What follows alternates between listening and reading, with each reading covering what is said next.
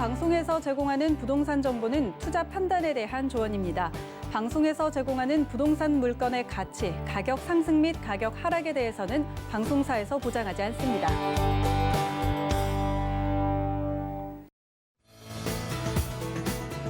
안녕하세요. 재테크 매거진 부동산이 답이다 진행의 강주리입니다. 요즘 부동산 시장이 한마디로 좀 표현을 하자면 굉장히 혼란의 연속이 아닐까 싶습니다. 그동안 계속해서 쏟아졌던 이 대책에 적응하기도 전에 다양한 사태들이 좀 나오고 있어서 많은 분들이 좀 혼란스러우실 것 같은데요. 이 가운데 또 이 부산과 서울시장 보궐선거가 얼마 남지 않았습니다. 누가 시장이 되냐에 따라서 부동산 시장의 흐름도 바뀌지 않을까 싶은데요. 이런 부분들 저희가 잠시 후에 자세한 이야기 한번 나눠보도록 하겠습니다. 오늘도 재테크 매거진과 함께 하시면서 다양한 정보도 얻어가 보시고 궁금증도 해결해 보시기 바랄게요. 02-3153-2594번 전화 활짝 열려 있으니까요. 많은 연락 주시기 바라겠습니다. 그리고 동시에 유튜브로도 실시간 시청이 가능하십니다. 검색창에 서울경제TV 검색하시면 실시간 스트리밍 있으니까요. 클릭하신 후에 시청하시다가 궁금하신 점은 언제든지 댓글 남겨주시면 저희가 답변 도와드리고 있으니까 많은 참여 부탁드릴게요. 저희 방송에서 제공하는 정보는 투자 판단에 대한 조언일 뿐 해당 부동산의 가치와 수익률을 보장하지 않는다는 점 기억해 주시기 바라겠습니다. 그럼 오늘의 커버 스토리 바로 만나보시죠. 첫 번째 커버 스토리입니다. 정부가 2025년까지 서울에 32만 채를 공급하겠다는 계획을 발표한 이사 공급 대책 이후 전달 대비 가격이 하락한 서울 아파트 비중이 증가한 것으로 조사됐습니다. 정책 효과가 일부 나타나고 있긴 하지만 여전히 서울 아파트 절반 이상은 대책 전보다 가격이 상승해 집값 안정세를 낙관하기는 어려운 상황이라는 분석입니다. 다음 소식입니다. 정부가 공공재개발 2차 후보지를 발표하면서 공급 대책에 속도를 내고 있다고 합니다. 하지만 앞서 발표한 1차 후보지의 사업 설명회 일정이 지연되고 있는 데다 최근 한국토지주택공사의 투기 의혹으로 공공기관 신뢰도가 하락하면서 공공재개발 사업이 난항을 겪을 수 있다는 우려가 제기되고 있다는 소식입니다. 마지막입니다. 4월 7일 서울시장과 부산시장 보궐선거가 얼마 남지 않았습니다. 이번 선거의 최대 이슈는 부동산 문제라고 다들 인식하고 있다고 하는데요. LH 직원들의 땅 투기 의혹, 공급 문제, 집값 안정 등 여러 요인들이 얽혀있는 사안인 만큼 후보들의 부동산 정책에 관심이 쏠리고 있다고 합니다.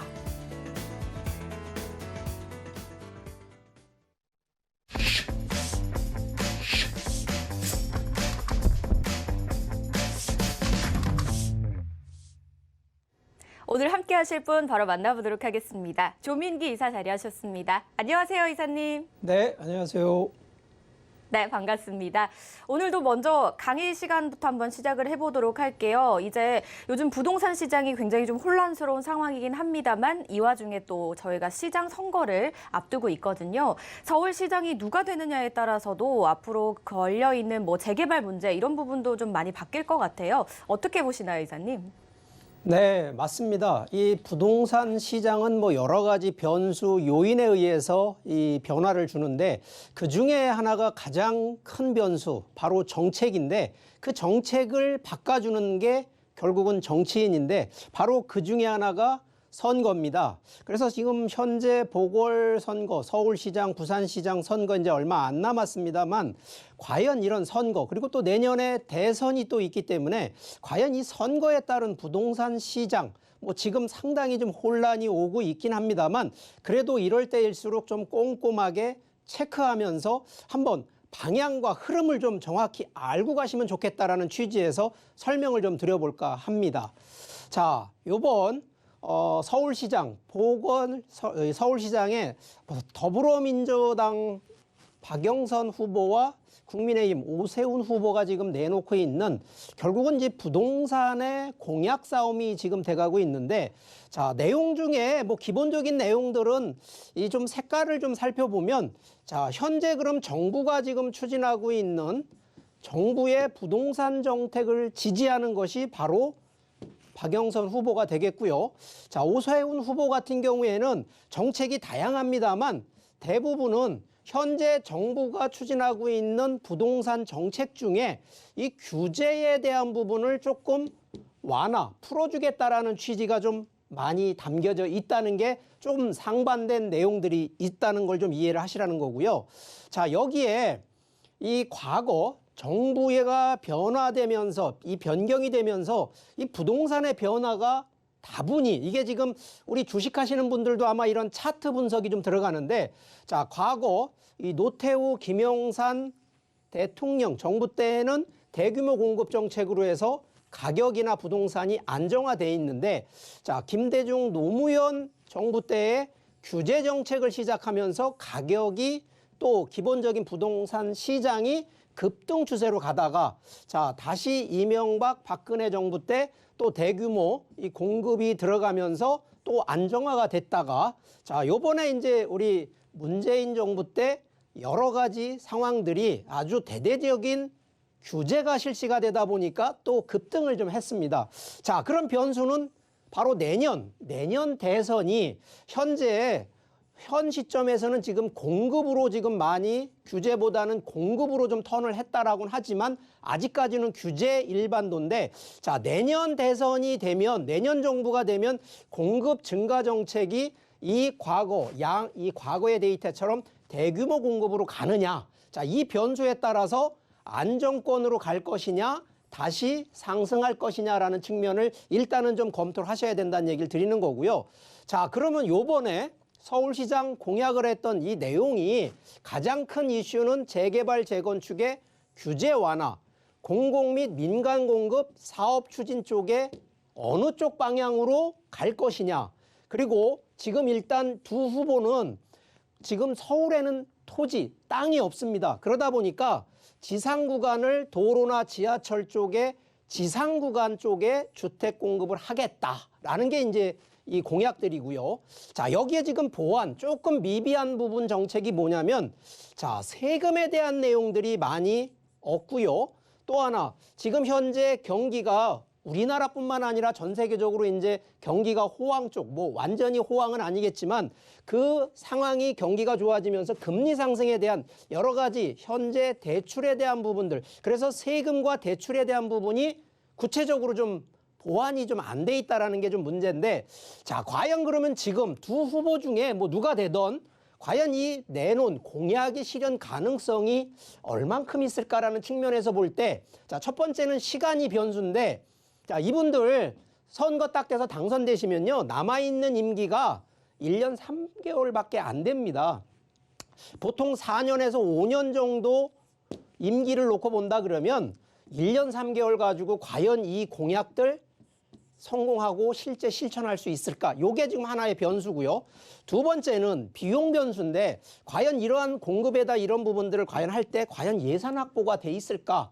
이것도 지금 현재 코로나 때문에 정부에서 지금 재난지원금 많이 지금 뿌리고 있는데 과연 이렇게 주택 공급에 대한 예산 확보가 돼 있을까? 이게 두 번째 변수.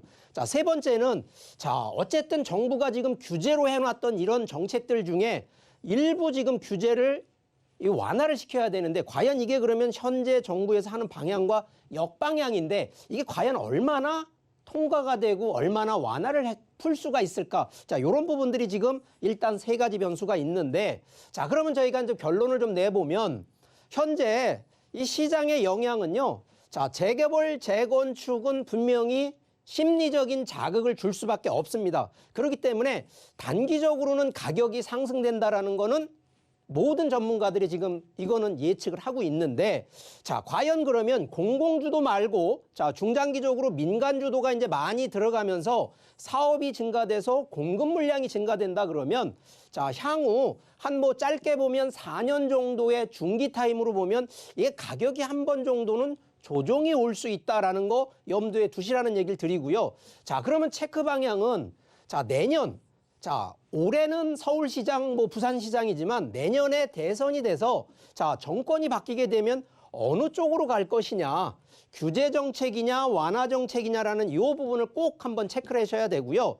자, 세 번째는 과연 정책 비율을 현재도 교통과 개발 쪽에 역점을 둘 것이냐, 아니면 기존에 있는 주택을 공공임대 쪽으로 해서 오히려 보완 유지 쪽으로 둘 것이냐라는 측면도 반드시 체크를 하셔야 된다는 얘기를 드리고요. 자, 이 투자 방향은 뭐 우리 시청자분들이 조금 더 관심을 가져야 되는 부분들을 좀 설명을 드리는 건데, 자, 중장기 정도 이 부분에 대해서는 서울권에 어쨌든 집중을 하셔야 된다는 얘기 더욱 강조를 좀 드리는 거고요.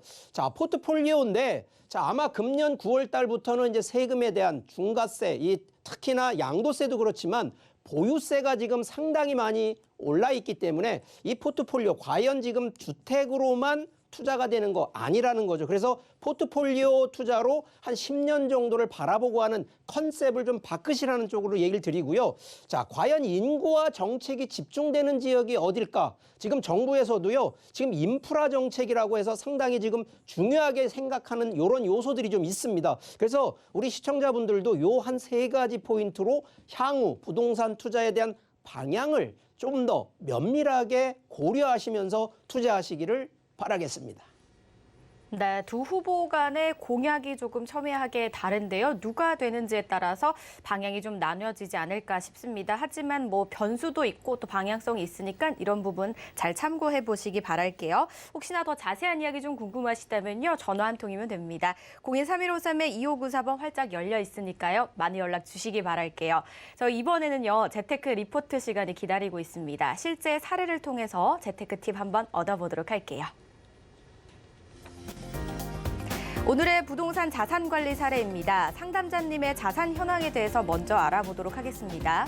부동산으로는 원주시 일산동 단독주택에 거주하고 계시고요. 2017년에 매수한 3층짜리 근생 건물을 보유하고 있으십니다. 그리고 2019년에 영등포구의 아파트 2채를 매수하셨다고 하는데요. 현금성 자산은 2억을 보유하신 상태라고 합니다. 어떤 고민이 있었는지 한번 살펴볼까요? 현재 60대 후반의 나이로 은퇴를 하신 상태로 자녀를 위한 자산 분산 전략과 향후 노후 설계에 대한 고민 상담을 좀 의뢰하셨다고 하는데요. 어떤 결과가 있었는지 바로 알아보도록 하겠습니다. 네, 오늘의 재테크 사례 만나보셨는데요. 노후 준비도 하시면서 또 자녀들을 위한 그런 준비도 함께 하신 분인 것 같아요. 일단은 제가 봤을 때는 굉장히 훌륭해 보이십니다만 어떻게 포트폴리오를 좀 짜주셨을지 한번 만나보겠습니다, 이사님. 네. 자, 이분 같은 경우에는 지금 서울 거주가 아닙니다. 자, 원주, 이 강원도거든요. 자, 강원도에 거주를 하시면서 자, 서울권에 또 아파트, 아마 이때 당시에 투자한 케이스들이 참 성공한 케이스거든요. 이 가격도 좀 많이 상승을 했기 때문에 시세 차익도 보셨는데, 자, 현재 입장에서는 정부의 규제, 특히 세금에 대한 부분이 좀 아마 압박이 좀 오실 수 있는 게 벌써 3주택자가 되거든요. 자, 그리고 이미 이제 은퇴를 하셨기 때문에 자, 월세 충분히 뭐 생활하시는 데에는 문제는 없습니다만 이 충분히 또 노후에 대한 부분 좀 고민을 하실 수밖에 없고 자녀가 또 있으시다 보니까 이제 과연 이제 보유된 이 부동산을 어떻게 또 자녀분들한테 좀 같이 좀 공유할 수 있을까라는 그런 이제 고민들이 진 것 같아요.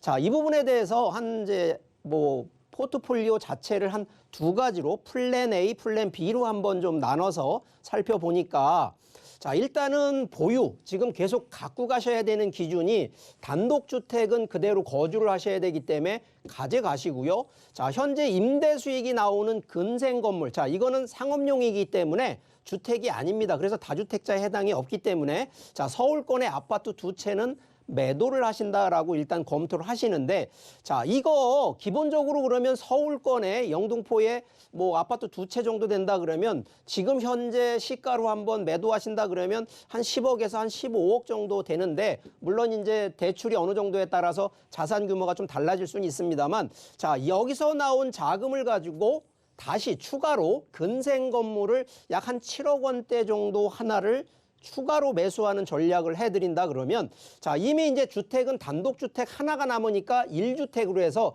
비과세를 그대로 유지를 하시라는 얘기로 전략을 해드리고요. 자, 그러다 보니까 플랜 A 같은 경우에는 1주택 비과세로 전환을 하면서 근생 건물. 자, 그러면 기존에 있는 근생 건물은 아마 소유가 지금 이 질문하신 우리 시청자분 얘기 같은데, 자, 새로 추가하는 근생 건물 같은 경우에는 가능하시면 자녀하고 같이 공동 명의를 하시는 거를 추천을 드리면서, 자, 상업용 투자 쪽으로 이제 턴을 하시기 때문에, 자, 임대 수익 한 요 2개 정도 추가로 하나 더 매수를 하신다 그러면 대략 월 한 900만 원대의 임대 수익으로 충분히 노후에 결국은 임대 수익으로 해서 현금 흐름을 만들 수 있는 이 제한이 되는 거고요. 자, 플랜 B 같은 경우에는 자, 단독주택과 아파트 한 채, 특히나 이거는 이제 2주택이 되는데, 자, 이거 영등포에 소형 이 아파트를 그대로 하나를 그럼 갖고 계시다라는, 보유를 하시라는 얘기를 하고요. 자, 매도는요. 자, 영등포에 있는 아파트 다른 한 채를 매도하시고 지금 현재 임대 수익이 나오고 있는 근생 건물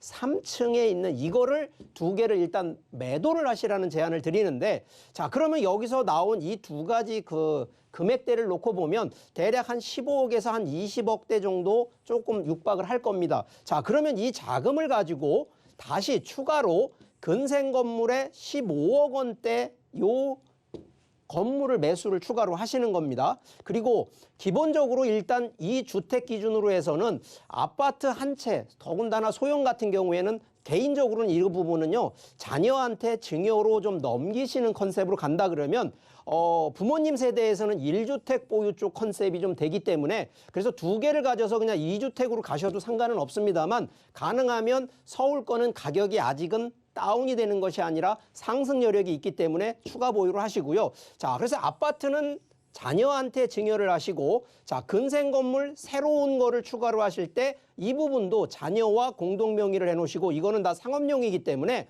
충분히 나중에 자녀한테 뭐 결과적으로 부모님이 사망을 하셔도 상속 부분에 대해서는 비용이 상당히 많이 좀 절감이 된다는 얘기를 하는 거고요. 자, 이 부분에 대해서 그래서 상업용 투자를 하기 때문에 현재 똑같은 새로운 걸 투자하셔서도 월 한 900만 원의 임대 수익이 나오는 상품으로 투자를 하기 때문에 충분히 노후에 현금으로 맞출 수 있기 때문에 플랜 A나 플랜 B로 어느 곳으로 가셔도 문제는 없다라는 얘기를 좀 드리고요.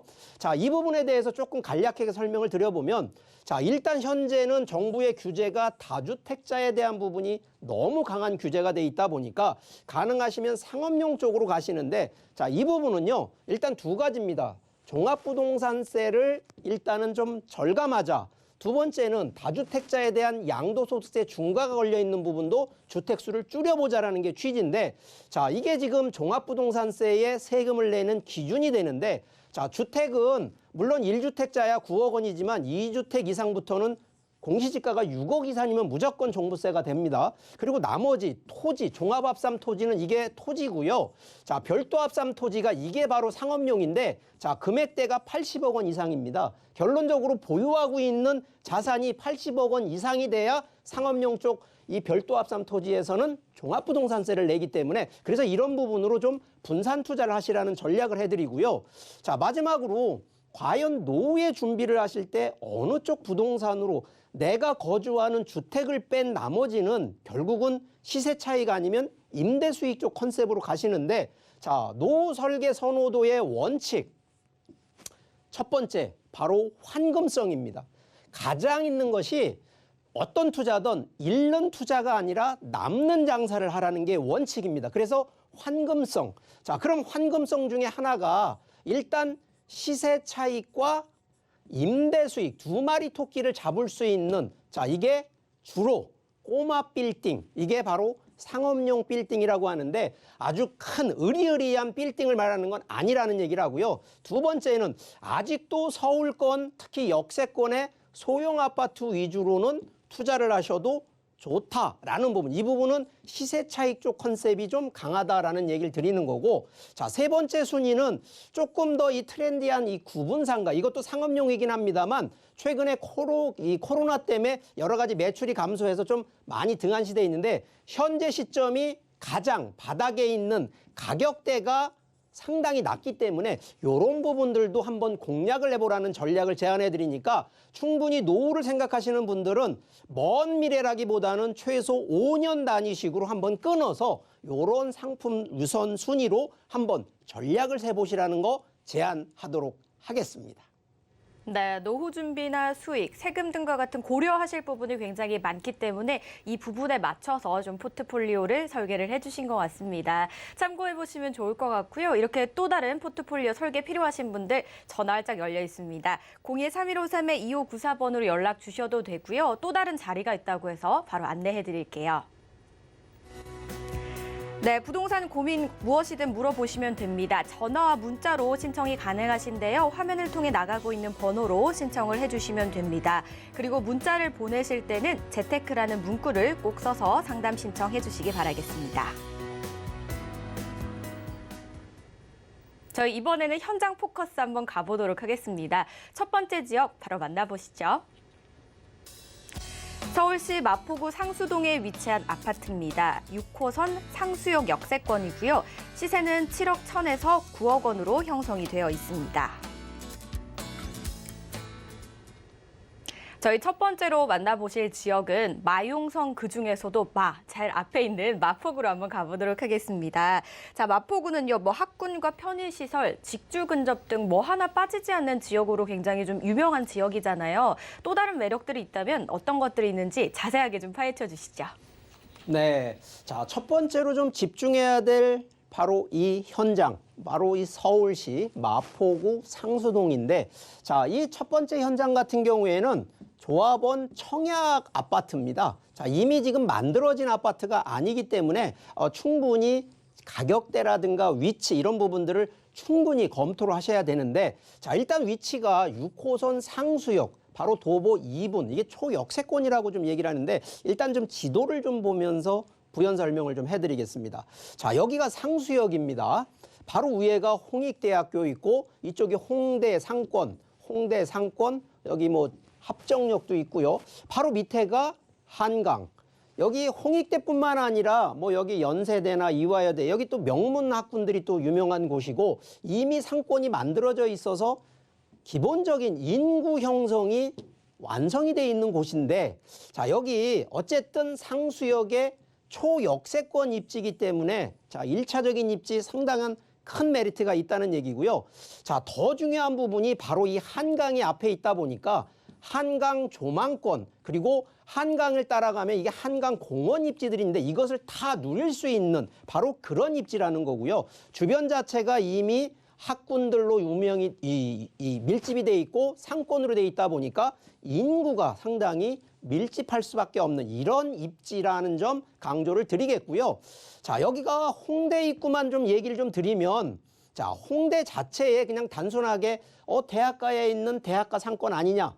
그렇지 않습니다. 그런 생각만 하신다 그러면, 자, 기본적으로 여기도요, 단순하게 학교가 있어서 상권이 만들어진 것이 아니라, 자, 정부에서 여기 마포, 디자인, 출판, 인쇄, 자, 이런 쪽에 특정 개발 촉진지구라는 곳으로 아예 세팅을 해서, 자, 기본적으로 여기 관광객들도 상당히 좀 많이 오는 관광 호텔도 많이 밀집해 있는데, 바로 여기에 이러한 특화거리들이 워낙 유명하게 또 구성이 되어 있습니다. 그러다 보니까 여기에 또 이 엔터테인먼트, 요즘 연예인들을 하는 이런 쪽 회사들도 많이 밀집해 있기 때문에 조금 더 젊음에 좀 노년층보다는 젊은 층들이 좀 몰려 있는 지역이라는 점으로 설명이 드리겠고요.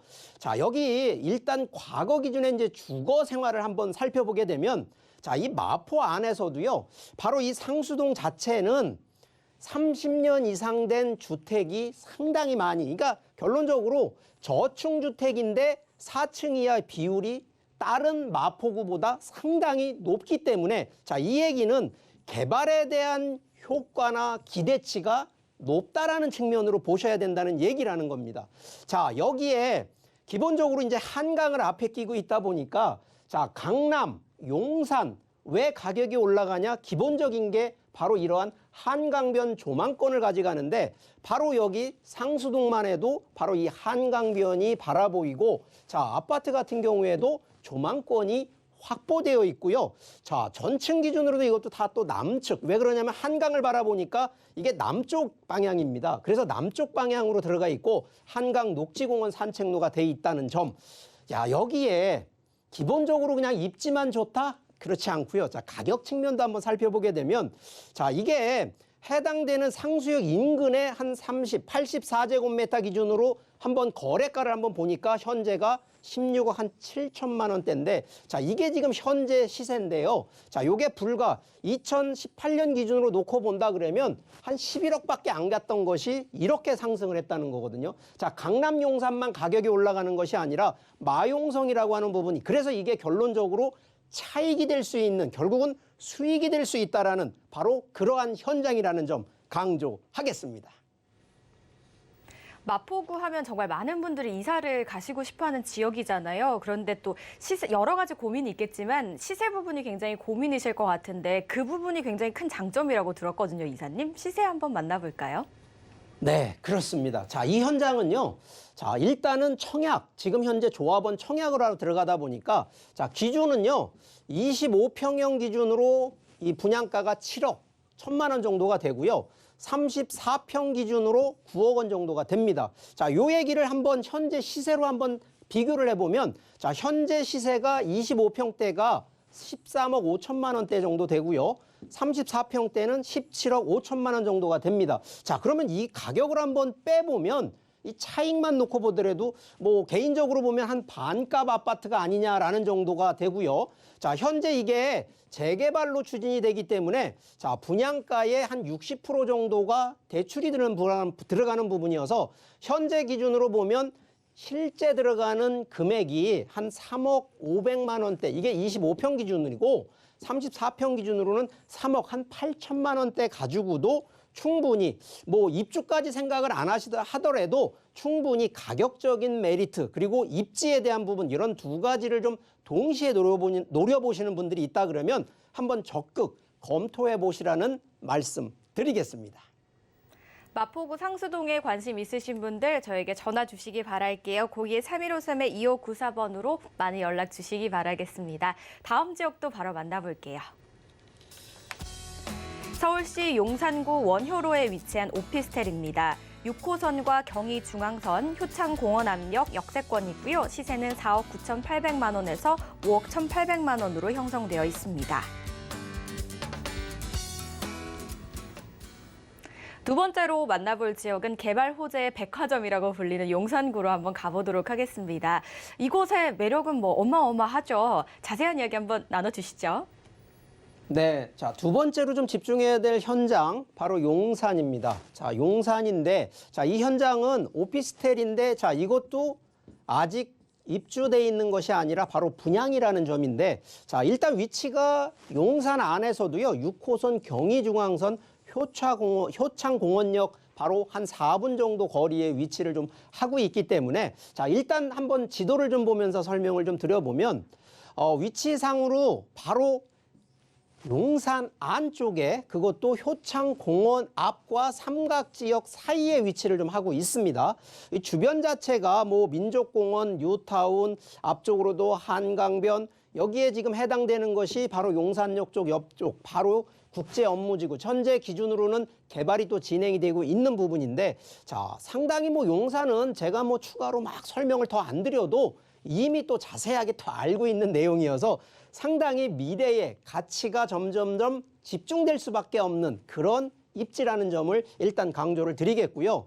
자, 기본적으로 서울의 3대 도심 딱 하면 일단 강남 그리고 바로 용산 도심권 그리고 바로 영등포 여의도권인데 자, 과연 이 삼각 트라이앵글 기준으로 놓고 보면 서울의 중심이 어디로 바뀔 거냐. 자, 현재는 강남권으로 보일 수밖에 없는 현재 강남이 더 크다는 건 인정을 할 수밖에 없는데 자, 점점점 한 10년 뒤로 가면 어디로 갈 거냐. 결국은 중심은 용산 쪽으로 집중이 될 거라는 거 뭐 제가 굳이 설명을 안 드려도 느끼실 거라는 점 강조를 드리겠고요.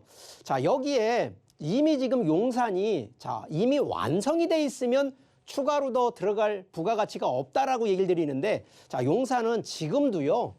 이렇게 많이 개발이 지금 계속 들어가고 있다는 거거든요.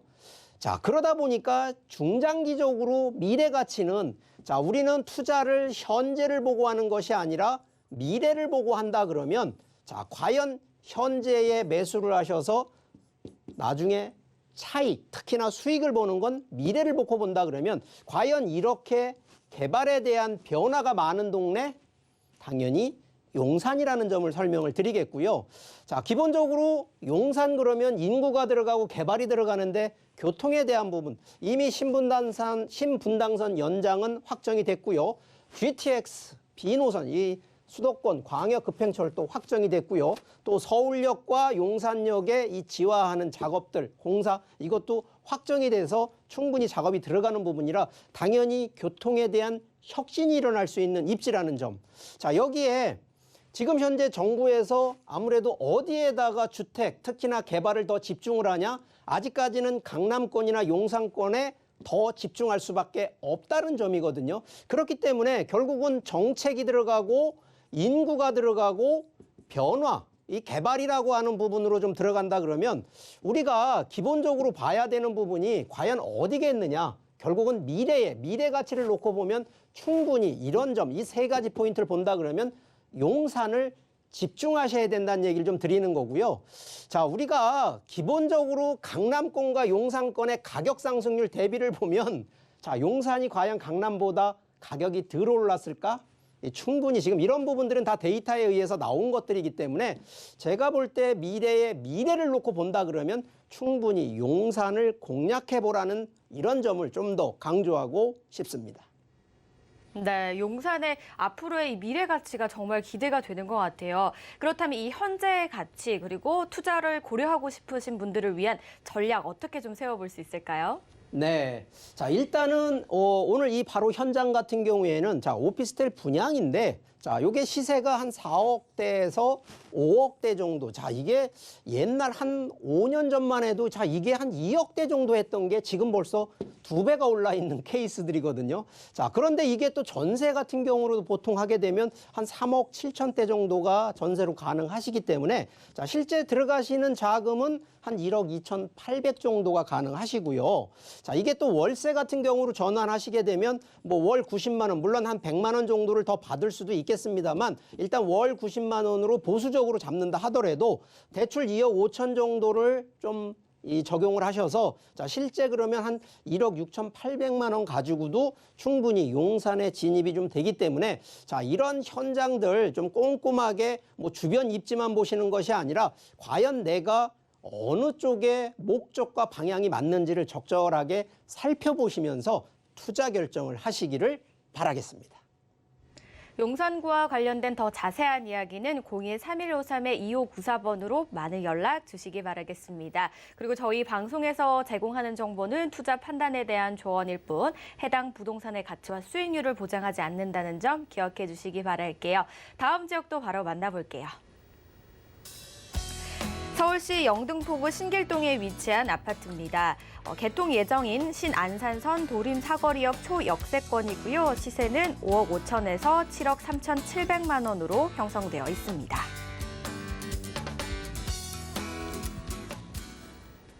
네, 또 다른 서울의 중심지죠. 영등포구로 한번 가보도록 하겠습니다. 그중에서도 이번에는 2030 플랜의 핵심 지역이네요. 자, 여의도를 뭐 걸어서도 갈 수 있고 정말 바로 옆 동네 여의도 생활권을 누려볼 수 있는 영등포구의 가치는 어떻게 될까요, 이사님? 네, 자, 세 번째로 또 집중해야 될 현장, 바로 서울의 3대 도심 곳 중에 하나, 바로 영등포인데요. 바로 이 신길동. 자, 이 현장은요, 똑같은 아파트인데, 자, 여기도요, 이 조합원 청약 아파트입니다. 자, 그래서 아직은 뭐 지어진 아파트가 아니고요. 자, 위치가, 자, 여기는 지하철은 지하철인데 아직 개통이 안 된 신안산선 도림 사거리역의 초역세권의 위치를 좀 하고 있다는 점. 자, 그래서 지도를 좀 한번 보고 살펴보면 자, 일단 해당되는 이 위치, 바로 여기 영등포역이 있습니다. 바로 영등포역. 이 뒤쪽으로 바라보시면 이게 해당되는 이 신안산선인데 여의도까지 들어갑니다. 자, 여의도에 바로 2정거장 정도 되는 도림 사거리역 쪽에 만들어지는 재개발 이 조합 청약 아파트인데 자, 이 해당되는 바로 영등포만 놓고 보더라도요. 자, 이미 영등포 앞쪽으로는요. 뭐 타임스퀘어, 뭐 백화점이 이미 2개, 이 대형 상권으로 지금 만들어져 있는 부분이다 보니까 자, 이 뒤쪽으로는 자, 여기 신길 뉴타운이 바로 밑에 붙어 있습니다만 바로 이 사이에가 뭐 노후 주택들이 워낙 많은 곳이기 때문에 여기도 주거 환경, 그래서 실제 이 부분이 상당히 많이 개발, 특히 변화를 줄 수 있는 그런 입지라는 점. 자, 그러다 보니까 지금 신안산선이 자, 앞으로 할 겁니다가 아니라 2024년이면 개통에 지금 예정이 되어 있기 때문에 충분히 자, 이런 호재를 가지고 미래를 보시라는 얘기를 드리는 거고요. 자, 여기 강남, 도심, 여의도, 영등포가 3대 서울권의 3대 도시인데 자, 그중에 여의도권으로 들어가시는 분도 있지만 자, 가능하면 아직은 저개발, 그러면서도 지금 현재까지는 가격대가 여의도보다는 아직 그렇게 가격이 많이 올라 있는 데가 아니거든요. 그래서 이왕이면 같은 개발권이라 하더라도 좀 더 저개발, 그리고 아직까지는 좀 그 고평가가 안 돼 있는 바로 저평가돼 있는 지역으로 집중하시라는 얘기를 꼭 드리는 거고요. 자, 여기에 바로 영등포역 바로 또 앞에 이미 이거는 이제 작업이 개발이 들어가 있는데 바로 영등포 도심 역세권 재개발 사업이 이미 들어갔고 밑에 신길 뉴타운 같은 경우에는 자, 이미 여기는 90% 정도가 이미 완료가 됐습니다.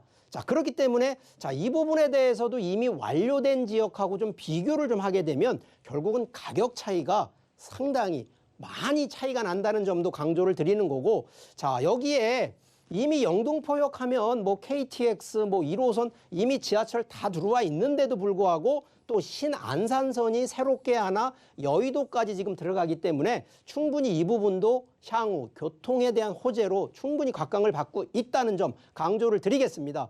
자, 여기에 아무래도 지금 저평가돼 있고 저개발돼 있다 보니까 이 가격, 특히나 서울 기준으로 부동산 가격 상승률로 놓고 보면 물론 뭐 강남, 용산도 가격 상당히 올랐습니다만 영등포가 또 많이 올랐다는 점.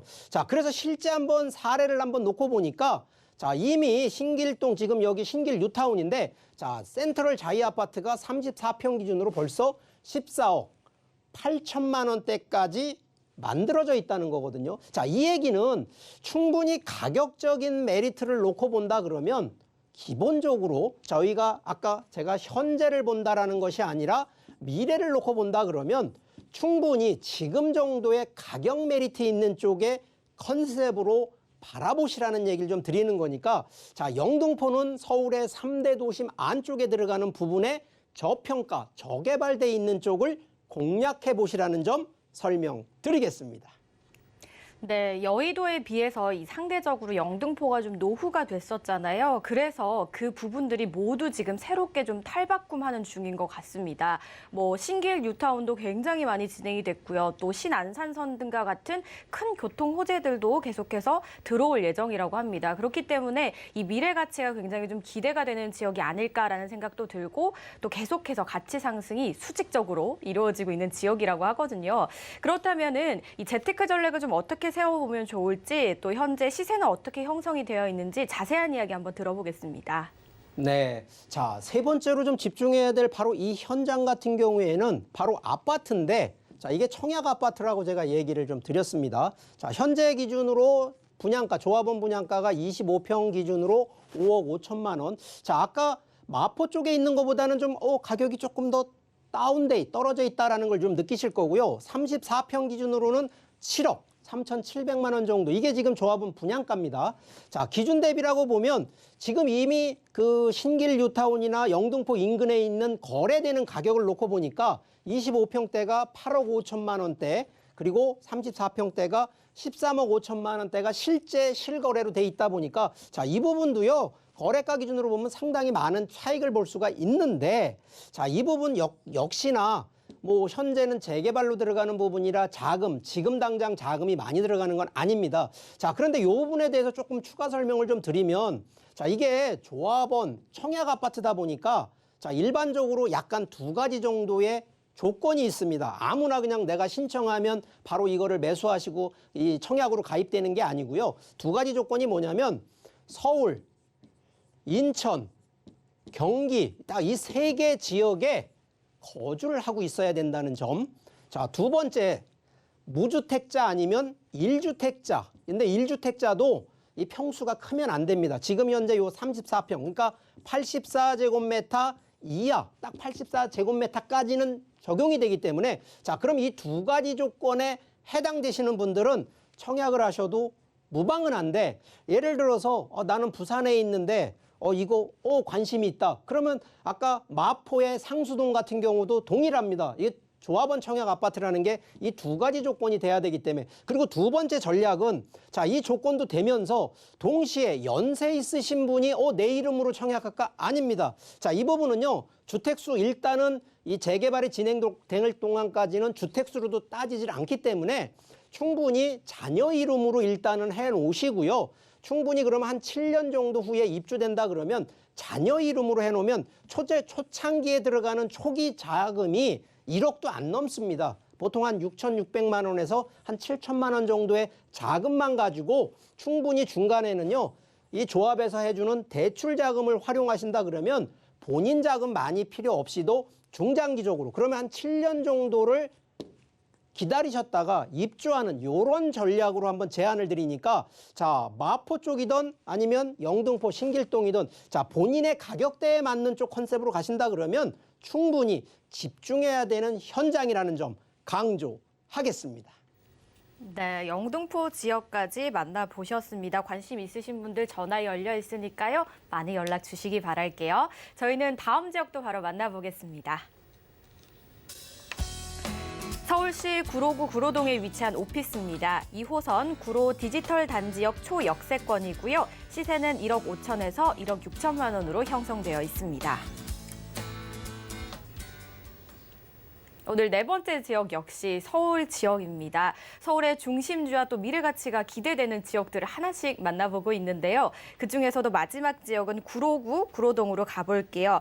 이곳은 지벨리를 끼고 있기도 하고 역시나 앞서 만나봤던 신안산선의 또 수혜가 기대가 되는 또 다른 지역이라고 들었거든요. 자세한 이야기 한번 들어볼까요?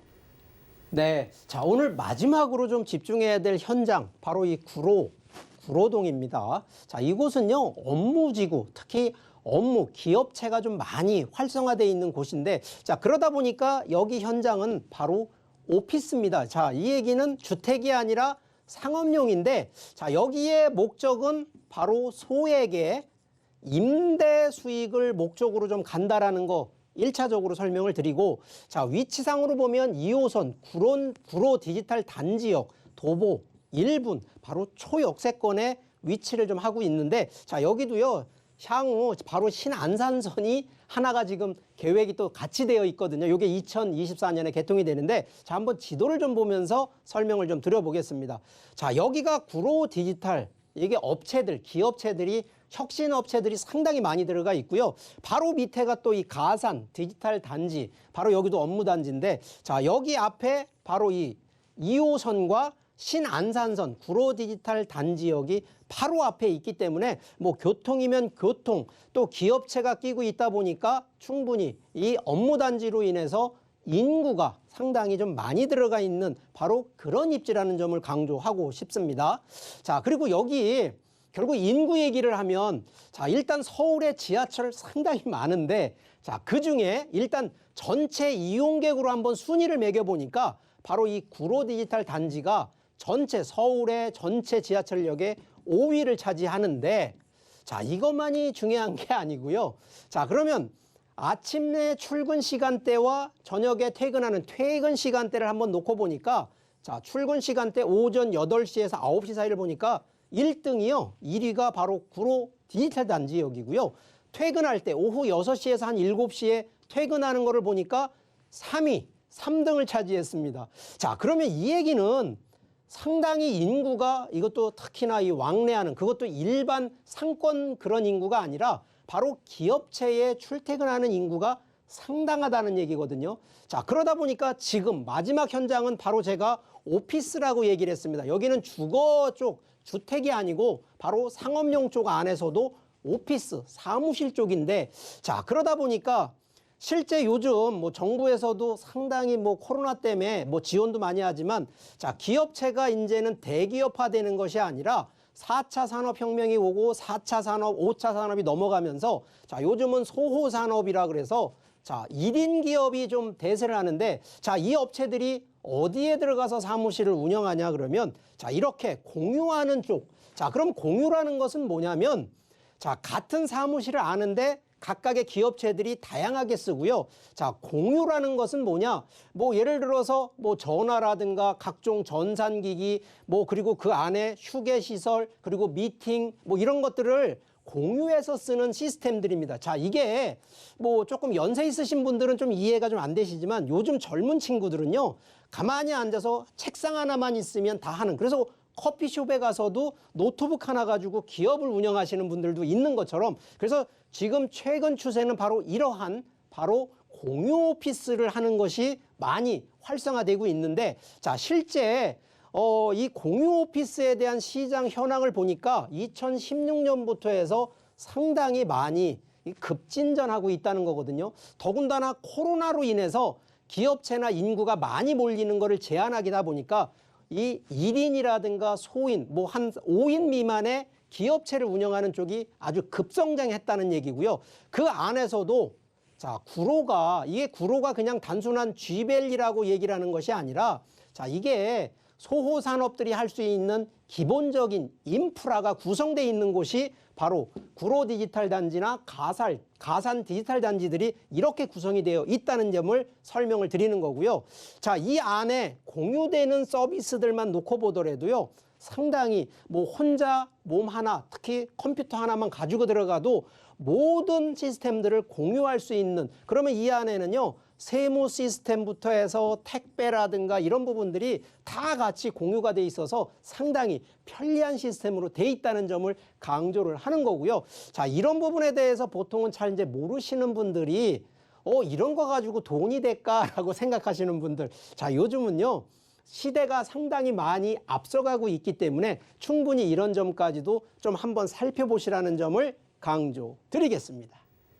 구로 디지털 단지 초역세권에 위치한 오피스 만나보고 계신데요. 주변에 업무 단지가 좀 밀집해 있다 보니까 수요적인 면에 있어서도 좀 풍부할 것 같고요. 그리고 신안산선이 또 개통이 된다면 더블 역세권까지 바라볼 수 있다는 점 참고해 보시면 좋을 것 같아요. 자, 재테크 전략도 한번 세워볼까요? 네. 자, 이 부분은요, 뭐, 우리가 보통, 토지 사면, 등기가 되고, 주택 사면, 아파트 사면 등기가 되고, 혹시라도 상가 사면 등기가 되고, 그러면 지금 이 현장 같은 경우도 공유 오피스다 보니까, 등기되냐? 당연히 등기되는 거 얘기 드리고요. 자, 일단 시세를 놓고 보면, 자, 우리가 1인실 기준과 2인실, 3인실 이런 거 보면, 일단 사이즈면으로 보면 3인실 기준으로 1억 5천만 원 정도의 시세가 되고요. 4인실 기준으로 1억 6천만 원 정도 이게 지금 현재 분양가입니다.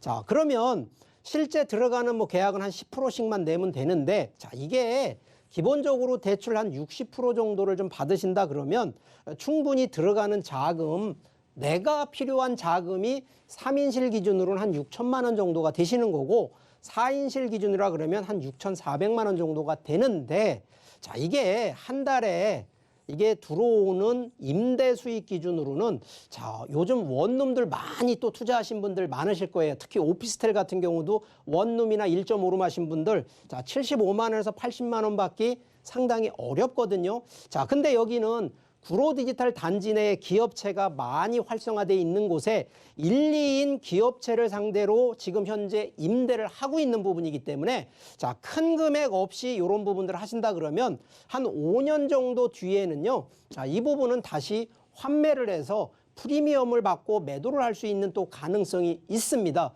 예를 들어서 구로라든가 가산이 그 디지털 단지 업무가 떠나고 다 다른 쪽으로 분산이 된다 그러면 이거 문제가 되겠지만 기본적으로 그런 지역은 정부가 지원하는 지역이기 때문에 충분히 이러한 상품, 특히 이런 현장들을 잘 살펴보시다 보면 내가 어느 목적으로 자산, 특히나 임대 수익이 목적이냐 시세 차익이 목적이냐에 따라서 이런 부분을 잘 분류하시면서 검토하시기를 바라겠습니다.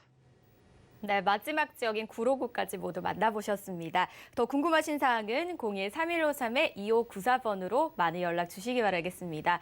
오늘도 정말 서울의 다양한 핵심 지역들 소개해 주신 이사님, 여기서 인사드리겠습니다. 고맙습니다. 네, 오늘 정말 많은 현장들 만나보셨는데요. 저희가 다시 한번 정리해 드리도록 하겠습니다.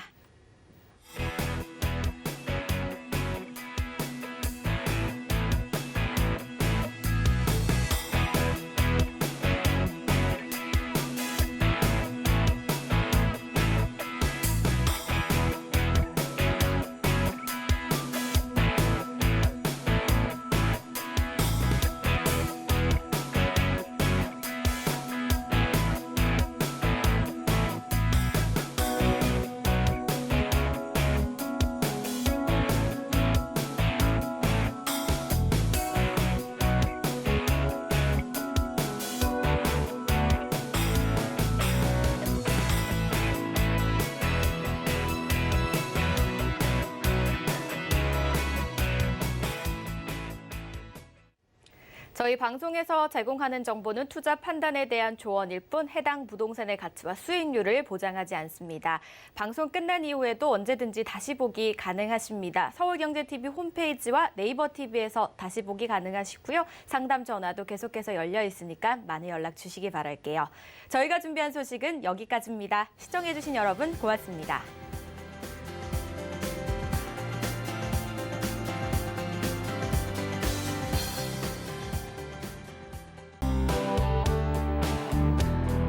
본 방송에서 제공하는 부동산 정보는 투자 판단에 대한 조언입니다. 방송에서 제공하는 부동산 물건의 가치, 가격 상승 및 가격 하락에 대해서는 방송사에서 보장하지 않습니다.